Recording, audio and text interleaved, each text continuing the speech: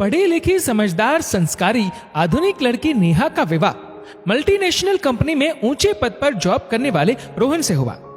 वैसे तो नेहा की सासू मां सविता देवी जी का स्वभाव तो नेहा के प्रति अच्छा ही था, लेकिन उनके कुछ आदतों या यूं कहिए कि धर्म को बहुत गहराई से मानने वाली सोच नेहा को बड़ी अजीब लगती थी।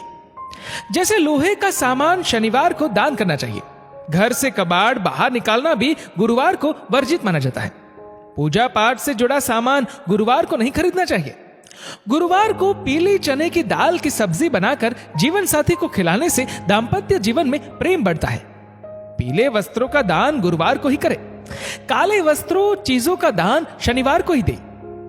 नेहा स्टोर रूम की सफाई कर रही थी तो ढेर सारे पुराने जूते, चप्पल, छतरी और अनुपयोगी सामान निकाला जो शायद कई जरूरतमंद लोगों के लिए काम की चीजें थी। एक दिन बड़ी तेज धूप थी। घर में सब्जी वाले को नेहा ने देखा कि उसकी चप्पल बिल्कुल घिस चुकी थी। उसने सोचा पुराने जूते चप्पल रखे हुए हैं जो उसके काम आएंगे। ये सोचकर बहू स्टोर रूम से सामान उठा लाई। सास की नजर उस पर पड़ गई। लगभग डांटते हुए कहा, आज सोमवार है, ये जूते चप्पल दान करना है तो शनिवार को करना, तभी ज्यादा पुण्य फल मिलेगा। सब्जी वाले से कहना शनिवार को ले जाए। नेहा ने वही जवाब सब्जी वाले को दिया, शनिवार को आकर ये सब सामान ले जाना। सुनकर उसका मुंह उतर गया। नेहा सोच में पड़ गई, क्या वाकई ऐसे दान से पुण्य मिलेगा? उसे जरूरत आज है, लेकिन उसके लिए भी इतना इंतजार कराया जाएगा? सामान फिर स्टोर रूम पहुंच गया। शनिवार को पता चला सब्जी वाला नहीं रहा, उसकी बुधवार को ही मृत्यु हो गई थी। सविता जी ने सुहागिनों के लिए हल्दी कुमकुम की पूजा की व्यवस्था की। सविता जी के लिए हल्दी कुमकुम की पूजा का बड़ा महत्व था। बहू, इस बार तुम्हारी ये पहली पूजा है। सुहागिनों को हल्दी कुमकुम लगाकर भोजन कराकर यथाशक्ति भेंट दी जाती है। भेंट देने के लिए मैं 6 स्टील की कटोरियों का सेट, चूड़ी, बिंदी, मेहंदी ले आऊंगी। बस तुम आसपास की महिलाओं को न्योता दे देना, और तुम चाहो तो अपनी नई बनी सहेलियों को भी बुला सकती हो। शाम को पूजा में आस पड़ोस की 7-8 महिलाएं आ गई। और तुम्हारी सहेलियां नहीं आई अब तक? सासू मां ने बहू से पूछा। बस आते ही होंगी। सासू मां ने देखा तो काम करने वाली मेहरी, सब्जी वाली मालन सज धज कर तैयार होकर आ गई। सास ने दूसरे कमरे में ले जाकर बहू को बोला, ये क्या बहू, पूजा के नेक इन मेहरी, सब्जी वाली मालन को देंगे? ये तो हमारी तरह ब्राह्मण नहीं है। बहू ने कहा, इन पूजा की नेक की इन गरीब महिलाओं को ज्यादा जरूरत है। इनके लिए ये कीमती है। इन चीजों का उत्साह से उपयोग में लाएगी।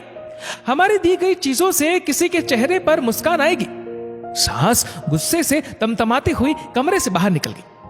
एक बार सविता जी ने अपनी सासू मां के श्राद्ध के लिए 5 पंडितों को ब्राह्मण भोजन के लिए निमंत्रित किया। पंडित जी भोजन कर ही रहे थे कि बस्ती के 5-7 गरीब बच्चे आ गए। मां, इन गरीबों को भोजन करवाने से भी दादी जी की आत्मा को शांति मिलेगी और आपको पुण्य। पंडित जी भोजन कर चुके थे, इसलिए सास ने बात को ज्यादा तूल देना उचित न समझा। ऐसे ही बारिश के मौसम में स्टोर रूम से छाते निकाले गए, जिसमें से 2-3 छाते थोड़े से टूट गए थे, लेकिन काम चल सकता था। बारिश हो रही थी, घर के काम वाली बाई को अपने घर जाना था। बहू स्टोर रूम से 2 छाते, एक पीला और एक काला ले आई उसे देने के लिए।